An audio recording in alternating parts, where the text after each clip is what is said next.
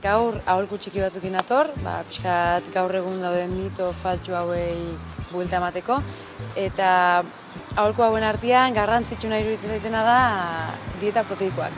Oso modan daude, eta nahi dutena da argi gelditzea. Kirola ite badeu edo entrenamentu bat jarraitze baldin badeu,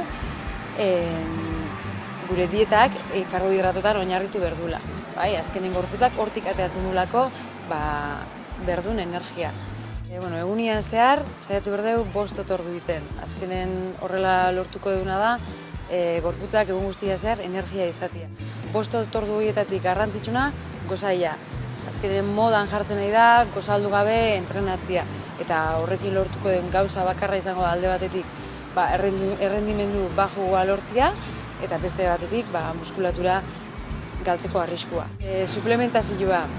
Azkenen oso erraiz jutekea farmazi batea, vitamina batzun bila, eta lortu berdeuna da, vitamina horiek janarian bitartez sartu. Adibidez, frutan bitartez edo parastilan bitartez. Hidratazioa. Hidratazioa oso garrantzitsua da, baina kirola ite badeu edo entrenatze badeu, asko segillo. Saiatu berdeuna da, egarria eduki gabe ura edaten.